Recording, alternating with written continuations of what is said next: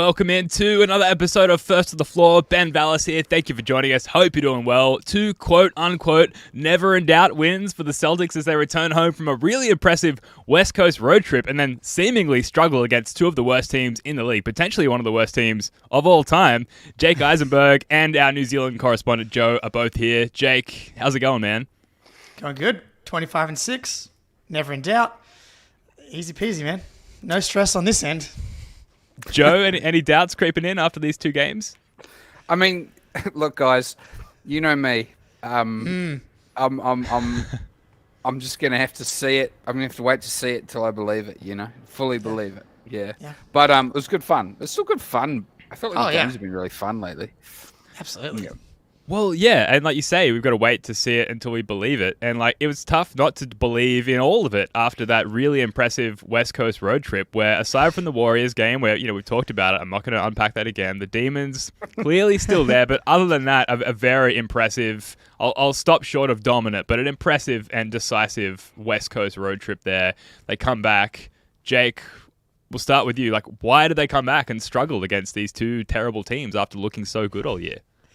It is funny. There was rational, smart fans that were like, we need to be very concerned about this Pistons game. That was the smart, obvious thing that was going to happen. And then there were the people that were like, guys, this team's amazing. They're going to beat the Pistons by 1,000,000 just like everybody else does. Wrong. And they just didn't try at all. So that I don't even count that. That's not reflective of this team at all. Of all the games to have lost, that would have actually meant the least than the Lakers game, the Warriors game. Win or lose, it actually meant nothing. That's just the Pistons are just a cosmic entity now. They've lost so many games in a row. They're catching teams off guard. They're like Cade's low key playing incredible lately. And then tonight you're missing 3 of your top 6, and you still win. When the Raptors shot pretty well from 3 and have at least some talent. Anytime you can get a win when you're missing 3 of the top 6 on this particular team, hey, we'll take it. Yeah, Joe? I kind of feel similarly about the Pistons game. It was just every Pistons game now is just a really weird game for every team with the with the streak thing. It is something more comforting about coming from behind than like losing it from ahead, I feel way better about the Pistons game in some ways than today's game. Okay. So we have beware the early lead, but we don't suffer from beware the early deficit. That's the problem when you're right. That's right. That's right. But do not beware. Well, that's the thing. The opposite of beware the early lead is, don't worry too much about the early deficit. I like this team down a little bit. That's the great spot for this team to be in. Right. I was unsure what we were going to get coming out of that Pistons game in the third quarter, but this team down 7 going into a fourth quarter, I like what they can do in that spot. We're probably going to have to deal with some crunch time stuff, which has been pretty good lately, but up 12, I've got bad memories. But yeah. Oh, you kind of knew it was going to happen. There's too much bucket trading. Whenever you start trading buckets, eventually the wheels always fall off. They do.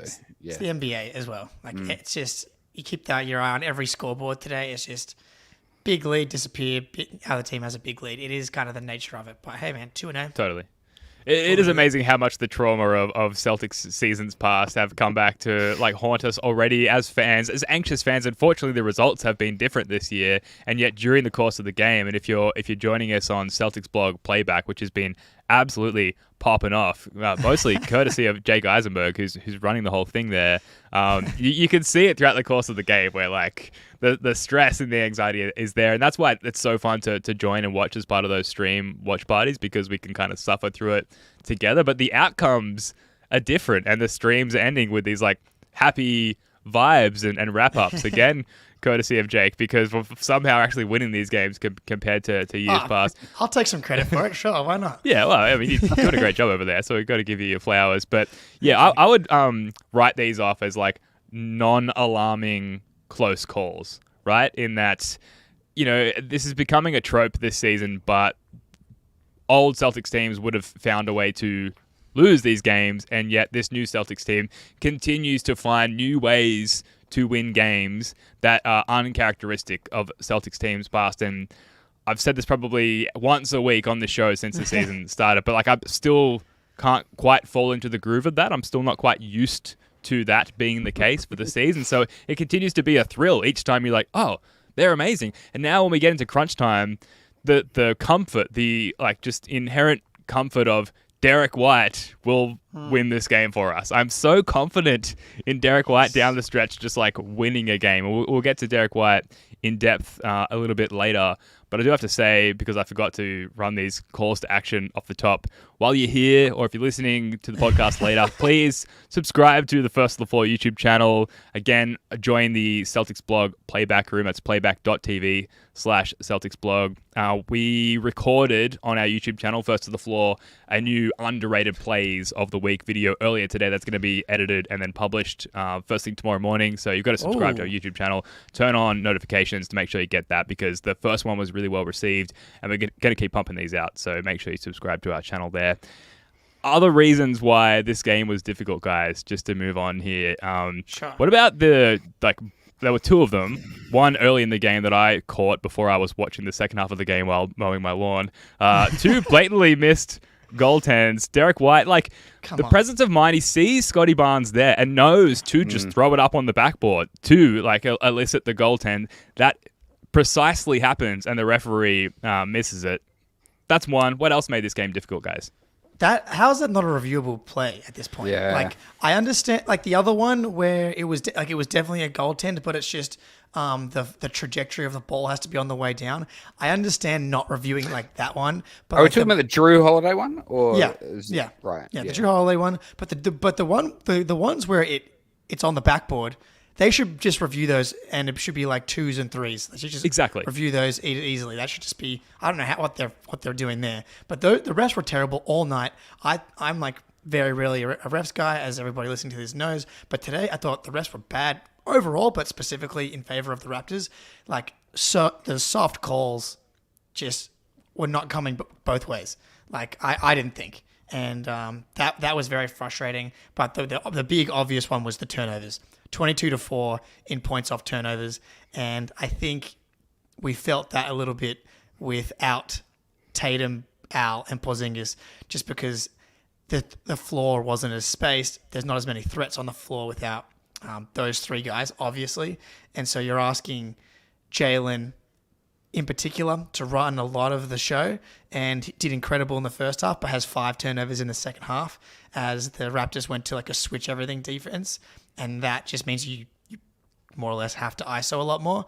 And they've got some good individual perimeter defenders like OG and Siakam and Scotty Barnes. And we got into trouble. And that was the reason it wasn't an actual blowout. I mean, the seeds of the turnover thing were planted in the first half, man. There were some shockers. And Drew Holiday, he better watch out. Oh, yeah? Hey, yeah. I mean, look, brings a lot to the table, man. But gee, that guy does some shocking things out there, right? He makes some bad calls, and I don't like him urinating all over himself on the free throw line. But oh man, again, dude. Yeah. But that aside, it was a fun game. I mean, I'm kind of trying to hedge against I feel like I don't think I'm not on the podcast that much, so you'd have to be a very dedicated listener to know my perspective. But I'm generally a bit of a Grinch on the Celtics and particularly on JB, poor old JB. So I feel like I'm almost like watching over his shoulder while he's trying to type. And you can't type when people are watching over your shoulders. I feel like I'm that for poor old JB.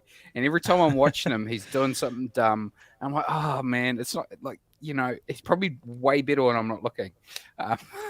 But the reason I'm trying to hedge against it is because I'm actually still a real fan. I love it when JB does a sick dunk, and makes that mean finish again through contact, And but yeah, man, some of those turnovers they're rough. they're rough. They're schoolboy stuff. It felt like he got too much back into his old self a little bit there, where he's been having a lot of success running like certain lineups on his own, and playmaker Jaylen is becoming a thing, and it just felt like he got a little too big for his boots in this one, and maybe got a little bit too comfortable. There are a few like too many dribble sizing up his defender moves where like I think the new Jaylen would have made a move more quickly, whether it was to drive or to move the ball or whatever it may be. And it just felt he got a little too stuck in his old ways in this game. But again, like these aren't alarming losses, and I'm not overly alarmed by Jaylen sort of backpedaling a little bit there in his progression, because I think there's been enough sample size now to show that like ultimately he has changed as a player. He just had I think a bad day at the office. No, and yet still dominated the game in many stretches, I have to say. Yeah. Like it's hard to replace like the scoring. I've been thinking a lot about JB because I know something's coming up on the run sheet, but an analogy I'd like to make about JB. Okay, JB's kind of like, and I couldn't think of an actual real world analog for this, but he's like a guitarist who's like sick at solos, like just shreds. Just absolutely shreds. Just Yngwie Malmsteen or Joe Satriani for those guitar nerds out there. But like, you don't really want him playing rhythm. Like he just don't have it, man. Like he's incredible. He can do things that are very rare, in terms of like the top end of ability that everyone wants to do. But some really important stuff, he's just not gonna be good at. And that's okay, like as a player, like I can accept that. But anyway, so Jaylen, lead guitarist, like he's there for the solos, but not so much for the jink, beads of sweat dripping into the guitar, short circuiting the wiring. Yeah, all of that feedback, up against the amp, all of that. But like Jake, when I need that solid groove laid down, I'm not sure JB's my guy. I know who is my guy. Derrick White's my guy. Right? Derrick White is my guy when I need that groove laid down. You look, and I do think Noodler's exactly right. Apparently, Efrain Ramos in the chat here, Celtics Twitter OG, I believe, if I'm not mistaken here. But a lot of this, and look, as someone that played the cello from ages 6 to 11, and then the drums from ages 12 to 14, both of which I was very poor at. Rhythm, not something I ever had either. So maybe I'm more of a JB than a Derrick White. But I think a lot of this was just to do with role. And we saw Jaylen being asked to do more than he's supposed to. I do think there's value in giving him a game like today, though.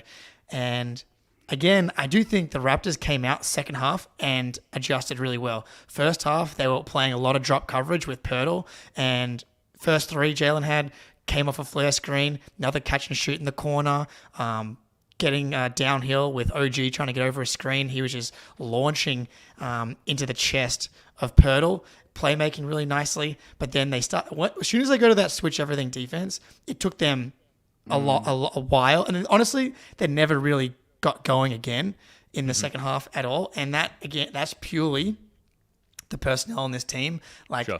As good as Derrick White is, as good as Jaylen is, even Drew, none of those guys are elite cracker guys off the dribble when there's not really good spacing. Like when there's Cornet and when there's Queta out there, there's no shooter. Their floors just shrunk a little bit more, and they went to a no big. Pirtle didn't barely played, especially late, and so you're just asking Jaylen to ISO. So I'm trying to think of the analogy here. It was like we asked Jaylen to play the rhythm thing mid-show because, old mate had dehydration. He was in he's like, Taylor Swift-esque show. It was really hot, and he had to try and fill in. He did his best. They still got the win. Everybody left happy, but there are a few moments there where it's like, oof, definitely not his role, but, It was like asking the guitarist from Pantera to fill in for Steely Dan. Just like a different skill set. Just completely unqualified. But exactly. Yeah, Yeah, the switch everything defense, like you said, Jake, from the Raptors was almost a game. It was a game changer in that it like literally changed the game and almost ruined the lives of all of us. Nathaniel chiming in with a very productive statement there. Thank you. I mean, Yeah. that's just incorrect, Nathaniel, but thank you for your engagement. Thanks for joining us. Yep. Again, I keep going back to it being like these being non-alarming close calls in that the lack of personnel, you mentioned, Jake, not having someone who can crack switch everything defense off the dribble and yet still finding a way to win. If either of these games were against an NBA team just one tier above either of these teams, they're potentially both losses just due to the lack of personnel. Tatum's clearly got an ankle thing that he's like kind of able to play through, but he's also needing to take time off to deal with. And yet, because these are bottom tier teams, we're able to find ways to win, which continues to be the theme of this podcast and of this season thus far. We talked about Jaylen Brown, who, by the way, just the first quarter alone, when this looked like it was going to be an absolute blowout and I was going to be able to turn it off and go mow my lawn without keeping an eye on the game. 15, 5, and 3 after the first quarter, including like back-to-back threes, just coming back craziness. after the LeBron ninja kick to the spine and just being like, I'm completely fine, bro. Everything's completely fine. Another sick dunk in this game as well, just adding to the dunk catalog for this season. It's ridiculous this season. He's got like a career's worth of posters, like a third of the way through the season. It's unreal. Does a lot of dunks. It's pretty cool. It's Can cool. Yeah. I mean, sometimes the game, from an enjoyment perspective, is that simple. Like, Fun. boom, Let's have some shakalaka. Yeah. Yeah.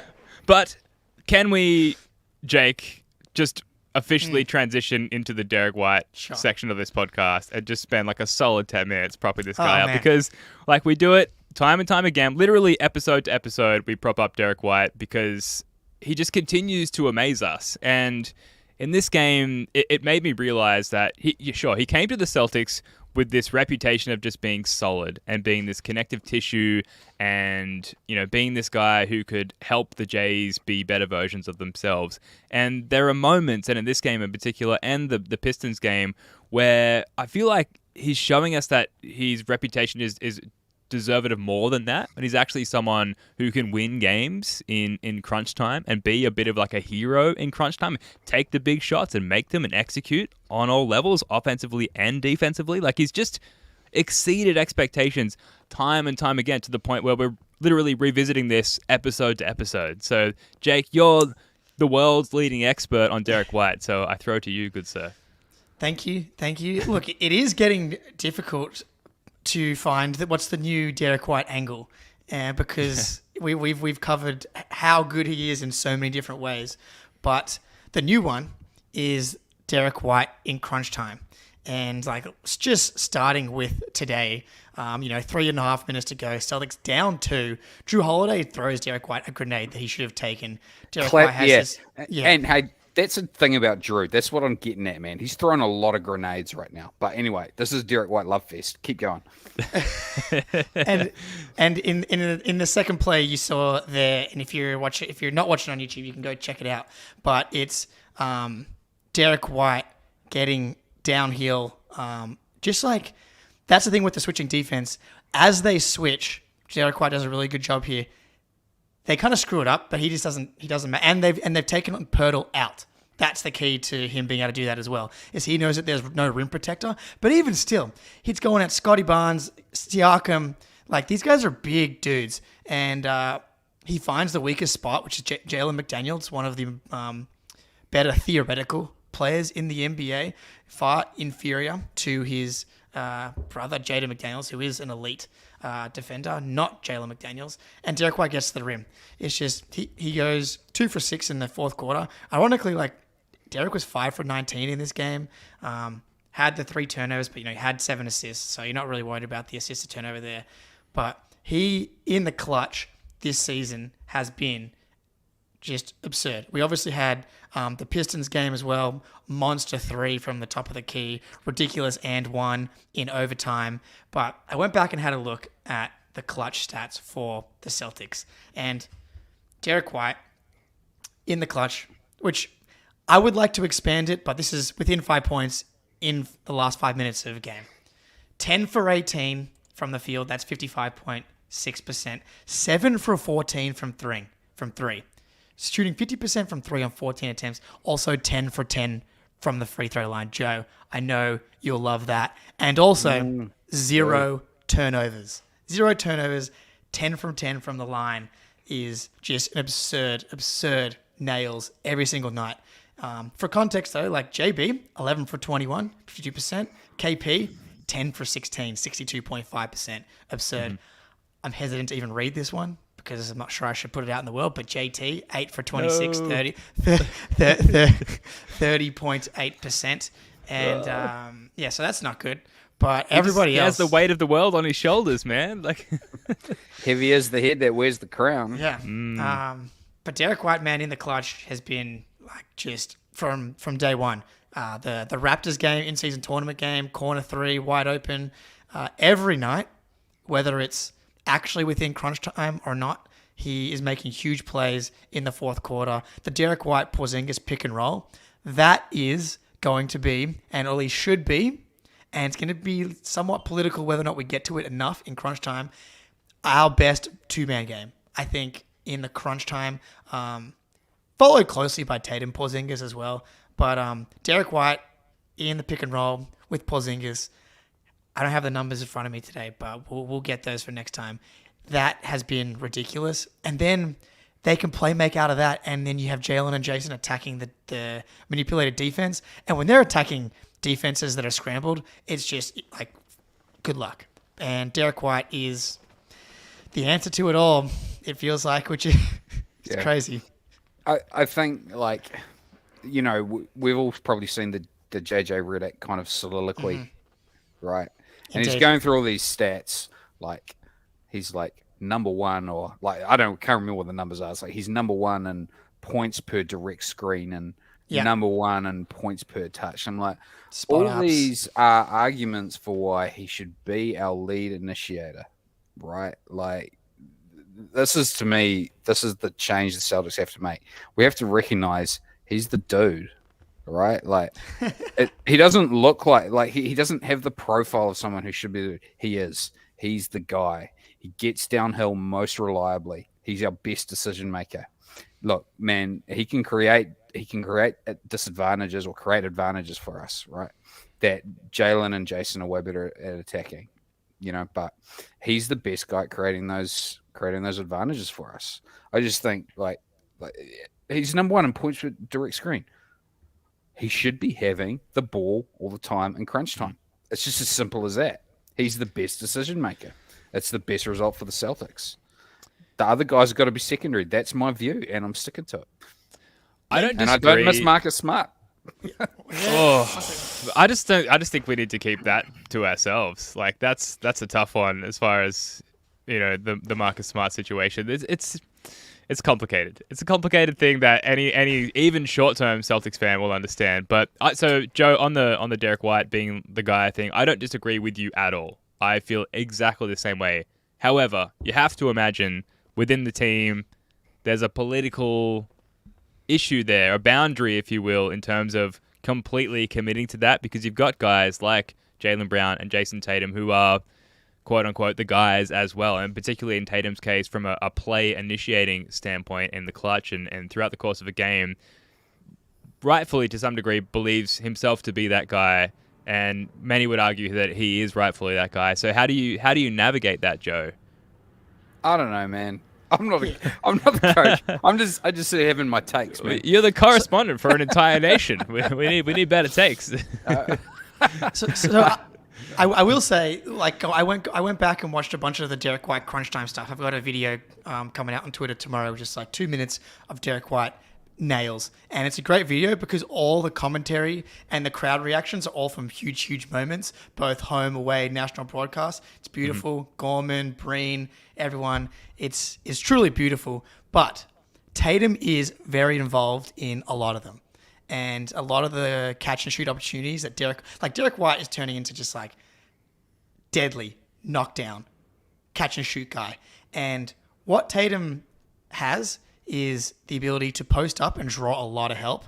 And like in the Pistons game, he has, and now we're kind of jumping ahead here or whatever, it doesn't matter. 31 points on 31 shots, obviously bad. But team high, or 10 assists, which is incredible. And the amount of attention that he does draw, and especially when you get to the playoffs, like today, the Raptors are kind of like a shitty version of the Heat. But a team that can switch everything in theories like tough, smart, can make your offense grind down. Tatum is going to is still better, I think, like able to kind of beat guys one-on-one. And Derrick White can do it, obviously, but I think there's definitely a balance to it when the Heat go to switch everything. When the Heat go to switch everything, that's where Porzingis comes in, because he's been just like historically good in posting up smaller guys right now. So I don't think it's a absolute Derrick White has to be the guy every single time, but I do agree that there needs to be a redistribution of how we approach the crunch time possessions, and Tatum's need to go down because his efficiency is going to go way up. It's just exactly what's going to happen. But I do want to emphasize that a lot of why these numbers look really good is because Derrick White's just being found by Tatum and Jaylen at times as well. Yeah, we should really emphasize that to avoid being cancelled, like in the Celtics sphere. Like Jayson Tatum is the better player, obviously, and it's an absolute embarrassment of riches to be having these discussions, and really, like you said, like a lot of it is the fact that Derrick White is sharing the rock and the court with Jayson Tatum and vice versa. There's a really good comment here from Efren Ramos in the chat. We are in the 99th percentile as far as how well a smart trade could have worked out. The return has given us a fun, fresh Celtics team, and he was sent to a franchise that could desperately use him. And they've been great since Ja Morant's been back as well, and Smart's had some good moments there. So hopefully it works out well for both parties, and we'll see Marcus Smart in the Garden fairly soon. I suppose we need to move on from the Derrick White talk, and I should have asked this as a leading question, given everything we've just talked about with Jaylen Brown and Derrick White, but I'll ask this in two parts. First, in the vacuum of this game, because I think that's more of a fair question, but also broadly speaking as well, who is better at leading their own bench lineup? Is it Derrick White, or is it current day Jaylen Brown? Oh, come on. Don't even. Jaylen had some good moments with his lineup. Joe's hung up the phone. Jaylen had some good moments with his lineup. He did. Like Jaylen's he's a very good NBA player, but he has some flaws that limit what he can do in given roles, in my view. It's just like lead guitarist, man. Lead guitarist needs a band around him. But anyway, sorry. Jake, no, you're much more of an impartial observer, almost. I feel at this point than me. I'm just, man. I do think you need to embrace this new Jaylen Brown. Like, he has legitimately made a mental shift in trying to make the right play. And today he was overtasked, which is why the turnovers end up ticking up. But this comment from Mason Nara is good here. Like, D Wade is great, obviously, but he is right. The fourth best defender is often on Derrick White, and that was like almost, and I don't think that would happen to Derrick White this year, but in the Heat series, this is when we needed this version of D White, this like super aggressive guy, because he always had Max Strus on him, and he didn't even like really start taking him, trying to crack him off the dribble until like the third quarter of Game 7 when Tatum was injured and Jaylen was like a lost cause at that point, and that needed to happen from like day dot. And that's what's incredible about this team, is that the resources that are being assigned to certain guys, like part of that, the reason that D White got that last layup today, Jalen McDaniels is the one guarding D White, and you've got Anunoby, the best, like one of the best defenders in the NBA, on Jaylen Brown in the corner, and that's part of the equation as well. Man, Jalen's been a lot better at running his own bench unit. But that being said, I would lean D White. It also depends on the type of team you're playing. Like, I think if there's like some like weak perimeter defenders, and man, Jaylen Brown, like when he's having a first quarter, like Derrick doesn't have this ceiling of a 30-point first half on like 14 shots. I say that, I feel like he's probably done it this season. Yeah, but no, you're yes. right. You're right. But okay, but this is the thing. I don't think basketball teams need that as much as we think they do. Like, I think basketball teams need, like, this is a guiding principle for me: low variance offense. Basketball teams need low variance offense. Derrick White is a brilliant decision maker, and that results in lower variance offense, and I love it. So that's for me what it comes down to. He can't do the cool stuff that Jaylen can do, you know. It obviously matters what Jaylen can do. So you got to live a little, Joe. See, here's the thing: the low variance offense is also, you're limiting your upside. I think low risk, and obviously not low reward when it comes to Derrick White, but you might have a 5 turnover quarter from Jaylen, but you're also able to get a 20-point, and also the way that Jaylen does it, the energy.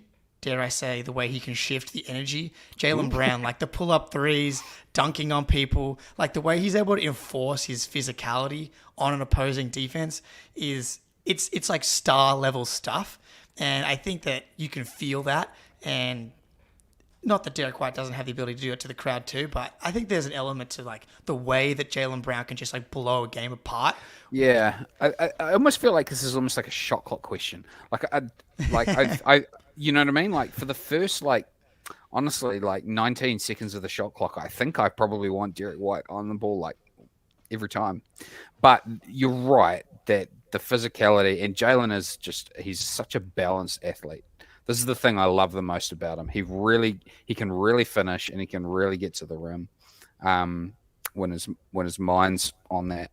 And that's obviously exceptionally valuable. I'm honestly, I'm trying to restrain my contrarian kind of. No, it's all good radio. Yeah.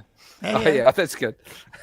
I feel like of the two, Jaylen, it has a better sense of when, just to fall back on this again, when an energy shift is required. Like he's more in tune as far as that of the team needs. And in this first quarter of this game, where it was kind of, I don't know, fluctuating a little bit. And the Raps were, they weren't looking like the better team, but they were in the game to some degree. And then Jaylen hits 3 straight threes. He has that insane finish. I want to say it was over.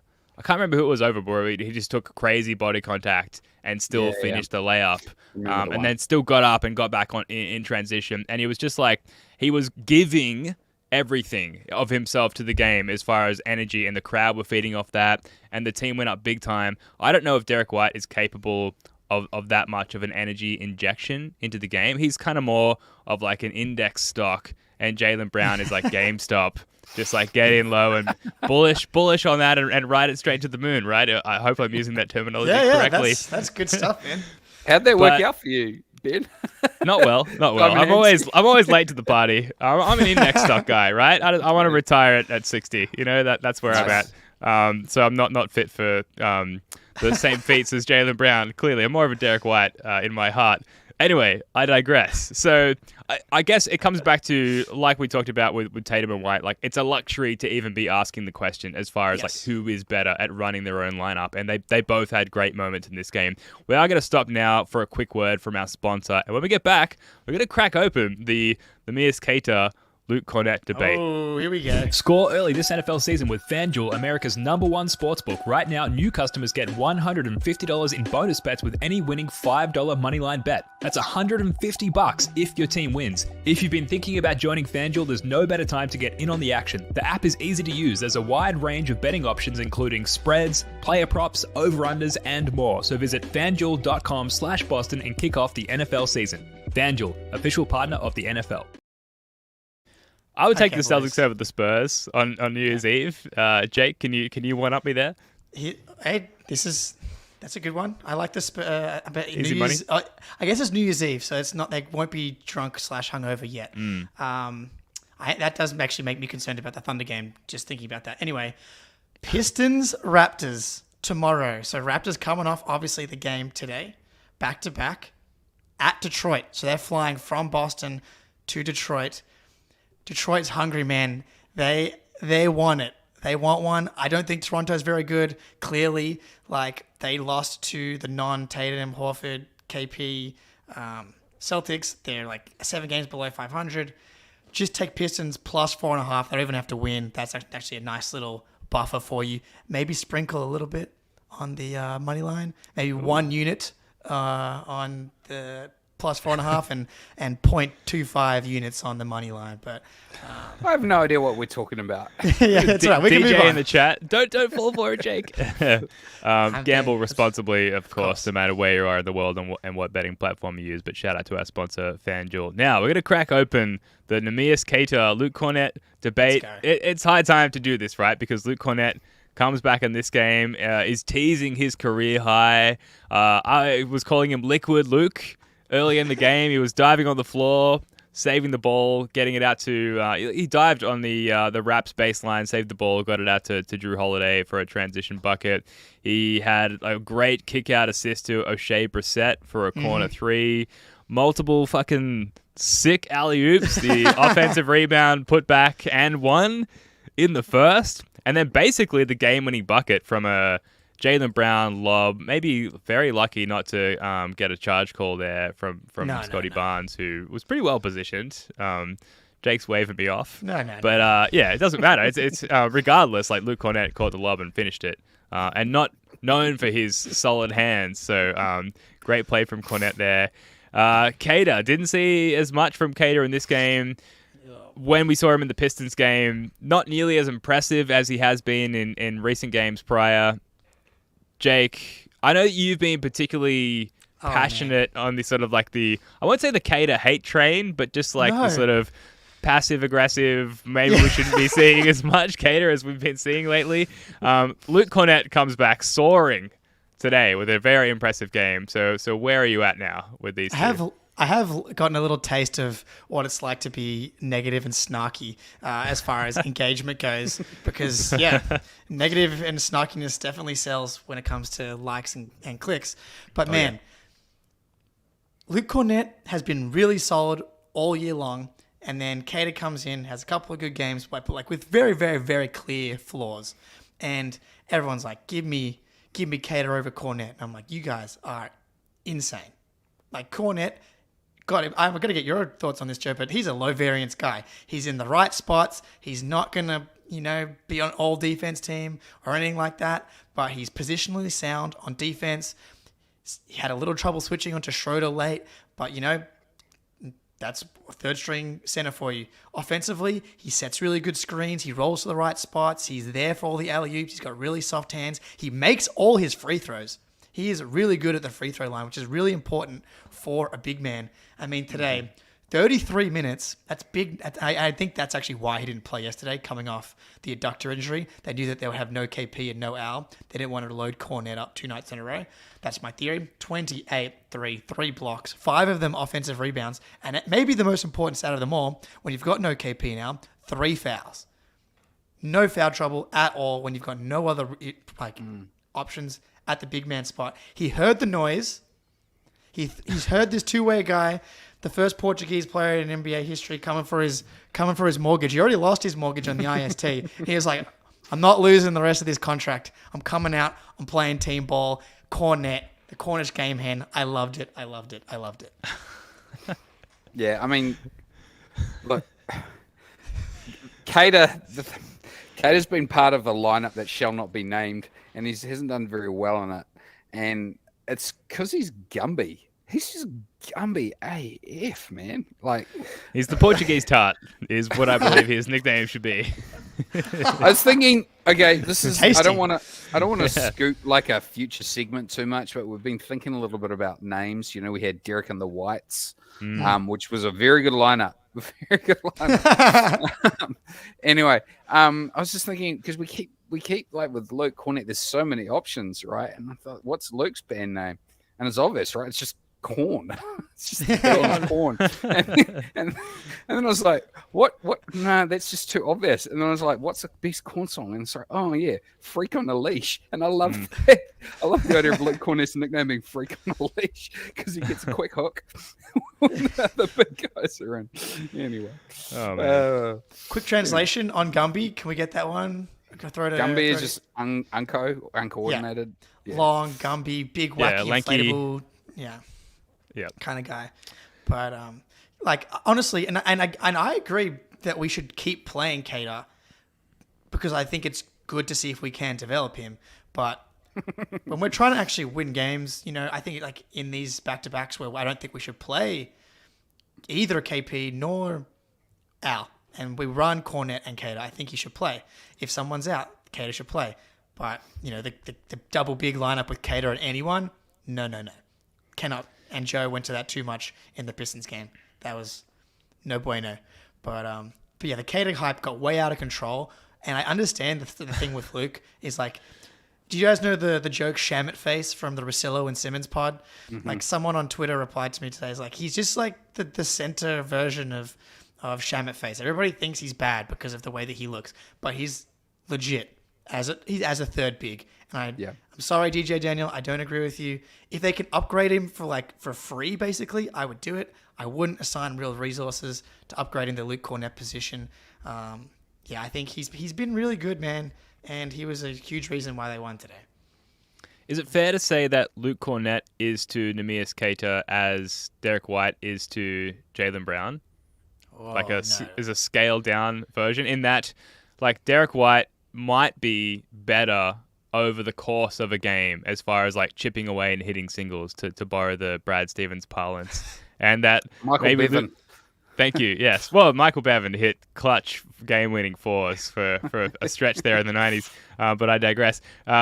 Luke Kornet, probably better, more solid throughout the course of a game, a better fundamental player and a better fit schematically with the Celtics, but Neemias Queta will have exhilarating, offensive rebounds and putbacks and plays where you get ridiculously, maybe unreasonably excited about, his off his own long-term misses. fit. Off his own misses. Important to note. It still counts. So maybe, yes, the way that he blocked some shots in the West Coast road trip, I get trying to like see if like you could ride the hot hand there. The thing is, in that position, all we need is a low variance solid option. All we need is for someone to not make mistakes. This team is so good. This team is so ridiculously good that all we need is the third big to come in and play 8 to 9 minutes and just not make mistakes, and you win every game. Yeah, like literally just... And dude, Luke Kornet makes such good decisions. You guys are going to make me put together a freaking Luke Kornet fast decision video, and That's our I'll angle. do it. Yeah. Don't tempt me. But like he catches the ball, he throws it out to Pritchard, he runs and sets a screen. He knows where to be. He plays quick. Cater's still figuring it out, and that's fine. He hasn't got a lot of reps. What we need to get these W's is Cornet. And someone asking me in the chat here, do you trust Luke in the playoffs? The Miami Heat made the finals with Cody Zeller as their backup big man behind Bam Adebayo. Mm-hmm. Former number 4 pick in the draft, Cody Zeller. Yeah. Cody Zeller, honestly underrated player. But if we lose KP or Al, that's a huge problem, obviously. But you can get away with it. Really, you can. But we're screwed. Like if we lose KP or Al, like that's just a huge loss, regardless. And and no matter who you trade for, unless you invest real resources in getting like basically an actual backup big man, not like a third big man, then you're going to be in the same place with like Bring and Drummond, for example. Again, I like Cornet, man. Speedy up here. Yeah. Just a solid dude. I do believe we've got some Cornet post-game interview in this that we should get to, because solid dude, a great interview, and whenever he plays to a level where he can get himself to the podium, it's always a good watch. You talked before about how your perspective switched to the point where you don't care about your minutes, your personal role, anything like that, and how you kind of decided that yourself. How did you get to that point, and how has it impacted you as a player? Yeah, I mean, I do feel like I thought I was there like earlier in my life and in my career, but I mean, frankly, I feel like it was like quite a bit of suffering that I had in my career that kind of opened it up, where you just realize playing for yourself, then when it wasn't going well, like it was kind of all then about yourself as well. And I don't know, just doing anything for yourself is not a very high or fulfilling goal, I feel like, to do it. And I also think just part of where I was in my life as like a husband and father and stuff like that definitely helped shape things in terms of realizing like the best things I feel about in my life are the things that I'm actually doing for other people. An introspective Cornet. Yeah, I'm like legit passionate about this, all of us, this Luke Kornet stuff apparently. But like Jaylen came out and said that, you know, he's an incredible teammate. I know the CLNS guys on the Garden Report, one of their favorite jokes is how Luke Kornet brought lemon squares into the thing and for the media and for the players. Like, he's legitimately like a really, really great teammate, and he makes them laugh when maybe they don't want to. And for a guy like he shot a lot of threes like to start his career. He's gone through like basically being out of the league, being salary filler, and Brad Stevens really revived his career and putting him in this situation.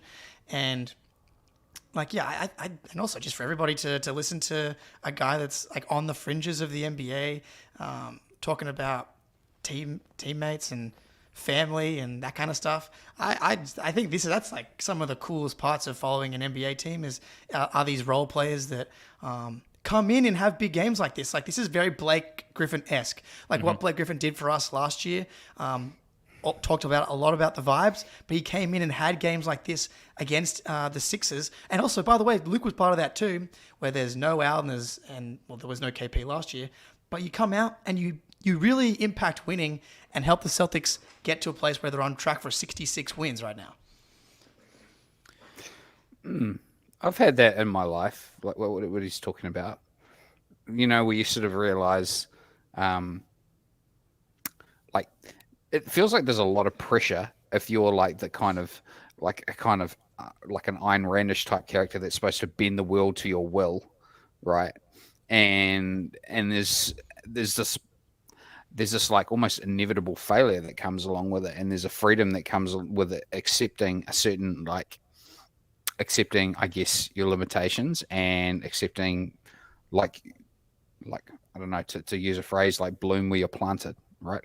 Like Cornet's been planted in this role, and he's a bloomin'. Still wouldn't mind if he just chucked up a couple of threes again. Like, there was at least one possession where it felt like it was within the rhythm of the offense for him to shoot a three, but it's just clearly like beyond what is being asked of him. And I suppose, like, to use the like bloom where you're planted phrase, like he might have been like, you know, lifted out of his initial planter box and planted elsewhere where threes are no longer permitted. But you know, it's interesting in this podcast, right? Like, we're talking about this embarrassment of riches, this luxury of asking these questions. You know, who are we better off with in certain situations? Jaylen Brown or Derrick White? Jayson Tatum or Derrick White? Neemias Queta or Luke Cornet? And at some point, you need to start talking about the coaching and the leadership around this team. And it's started to become more of a mainstream part of the conversation. Like, Joe Mazzulla is getting these guys to play the right way. And Joe, just not to put you, you know, on the spot here, but I know that that you've been at times a detractor of Joe Mazzulla, and you're not alone there. He's had his legions of detractors, but are you starting to turn a corner in terms of your perception of Joe Mazzulla? And like, he clearly has this team playing, like, he's a coach of the year candidate, like, unquestionably, and he's got the team playing in a way that we talk about all the time, like, we almost don't recognize as far as how they're able to close out games and distance themselves from their notable characteristics of seasons past. And then he's got, you know, end of the bench role players playing well above their capacity, at least from what we've known of them, again, in seasons past. Are you starting to turn the corner on your perception of Joe Mazzulla based on all of the above? I think I'll answer this probably a little bit more obliquely than Okay. I should. It's regular season, man. It's all downside for the Celtics. There's nothing they can, like, they're going to be a really great team. Obviously, they're going to probably win 60 games. It's great. It's awesome. I love it as a fan. But we're just kind of waiting for the real games, the real season to start, and then we'll see. Then we'll see whether the habits have been built or not. It's all TBC for me. And like, I know that's a real down buzz answer, but I'm enjoying the season. I recognize a lot of the old Celtics, if I'm honest. But yeah, I mean, look, hey, it's nice to avoid defeat. in like these last 2 games. It's a lot better winning by 2 points than losing by 2 to those teams. So, yippee! That's more fun for me as a fan. But look, man, it's unfortunately the Celtics have been knocking on the door for so long that the only thing they have left to prove is that they can walk through that door, and the only thing that proves they can walk through the door is actually walking through the door, right? So that's just kind of where I'm at, and that's a kind of an evergreen kind of take. I'm enjoying the season though. It's a good season. Yeah, that's the hard part about this season. Really, is that it's like how much can you extrapolate this into the playoffs? Because Joe struggled in the playoffs in every series. Quinn Snyder, Doc Rivers, Eric Spoelstra, absolutely made mistakes along the way. I think it's pretty clear that he's grown, and a lot of that's to do with obviously having an off season, bringing in Cassell, Charles Lee, like the coaching staff's not decimated, but also the talent upgrade. Like the Porzingis thing is legit, but he is clearly trying new things. Like the post up frequency on this team is completely different. The approach in crunch time has been different, minus a couple of games here and there. But even going back and watching the Warriors game when I'm not freaking out so much, they did get a lot of good looks. Tatum missed at the rim, Jaylen missed at the rim. Like they just they got to make shots. But as far as Missoula goes, all you can really ask for, I think, as a coach, outside of like really obvious X's and O's stuff, is you need buy-in.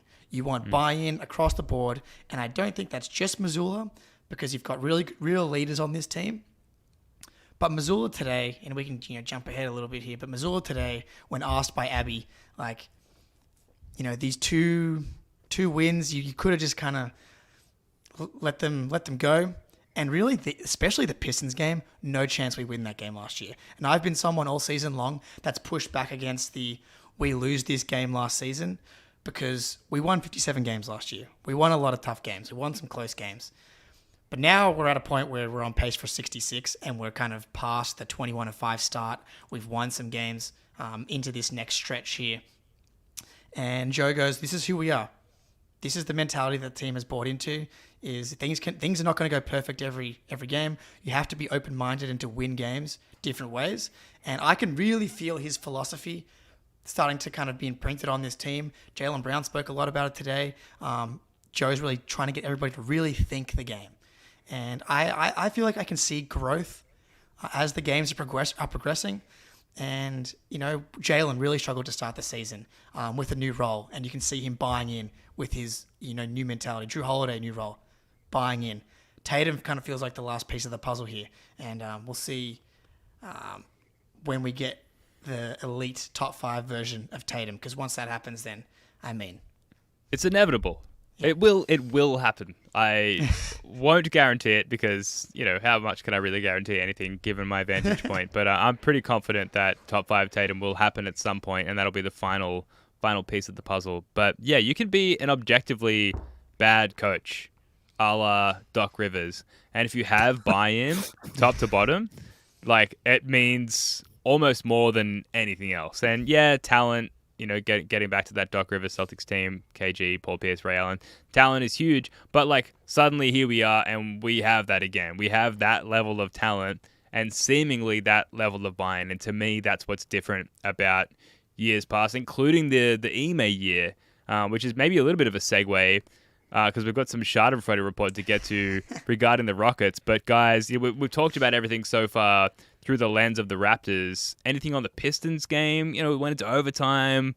We had an incredible showing from Porzingis, which we've kind of touched on. I feel like we should touch on it a little bit, but we've been talking for a while here, so I'll forgive you if you just want to move on. I would just say, like, it was fun. Like, it ended up being a very fun game. Just in hindsight. More because we won. Like, obviously, Yes. like, way less fun if we lose that game. But this Pistons thing is legit fun now. Like never, like, does all of NBA Twitter watch a Celtics Pistons game. But you're watching everybody talk about the Celtics and the Pistons and what's going on. And if it was like a real don't embarrass us, please, Celtics. And they kind of did. But they ended up winning, and we got some fun moments. And, that's really all there was to it. Joe, I could feel the eyes of the NBA like online sphere on us during that game. Did you feel any of that, or did you have any other takeaways from the Pistons game? It's just such a relief we won. Yeah. It's just relief. It's interesting how they often talk about like our championship teams. Like they don't feel so much joy as relief when they win. So maybe that Pistons game was like some of the best prep we could have. It was a big game. It was a big game. There's no two ways about it. Yeah, and I'm excited to tune in for the Pistons Raptors game tomorrow. No joke. Well, maybe like it's like people start tuning in to like they started watching when the Celtics were down 20 in the third quarter, and that's what we'll be doing if it's close for Toronto. For sure, yeah, the battle for the bottom of the barrel. But so we're going to wrap up here on the upcoming schedule. But before that, we're going to get to a quick and very spicy iteration of the Schadenfreude report. Schadenfreude. The Sixers. Schadenfreude. The Lakers. Schadenfreude. The Heat. Schadenfreude. Milwaukee Bucks. Schadenfreude. Warriors. Schadenfreude. Take it away, Jake. Cook. I'm good at this. Being petty. Like, can I find, like, when I'm watching a game, I'm always trying to find an angle for why I want a team to win or lose. Like, how does this help the Celtics? How does this not help the Celtics? And Sixers Rockets today was a tricky one.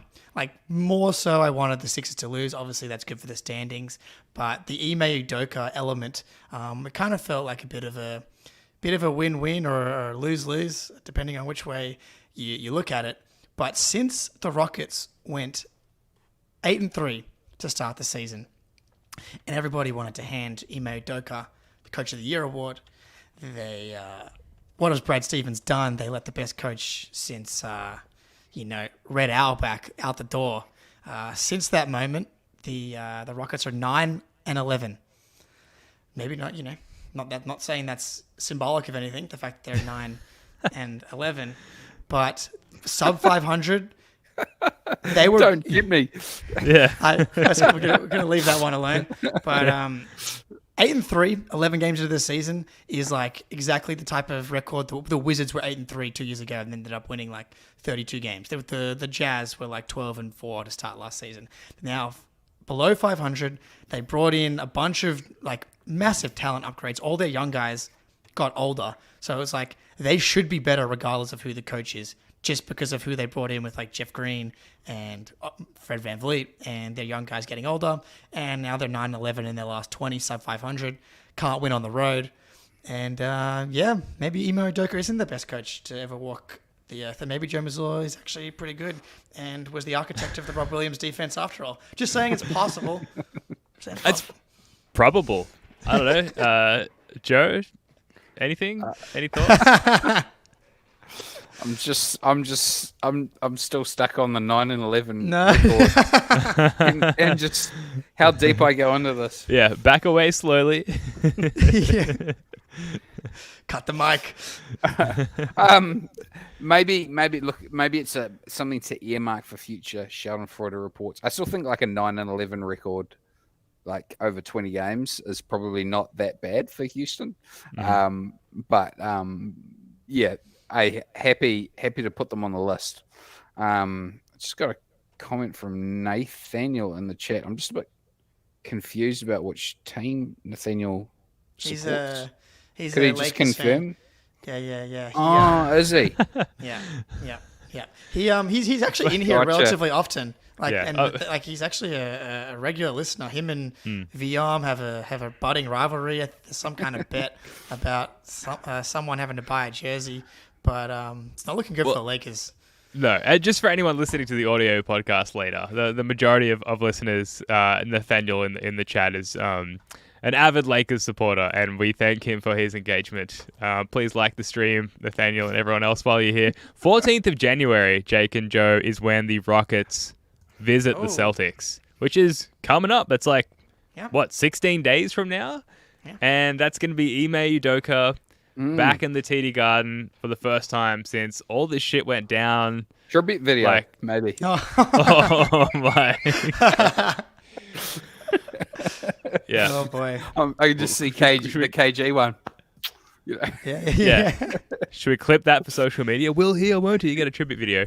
I mean, I suppose the obvious question is like, what will the reaction be? Because That's a good question. I mean, it's gonna be boos, right? Because I would think so. It's you led us nearly to the promised land. You took us to the finals. You, in a lot of ways, shifted the culture and the mindset within some of our players who really needed that shift at that point in their lives and in their careers. And then you like went out for cigarettes and never came back.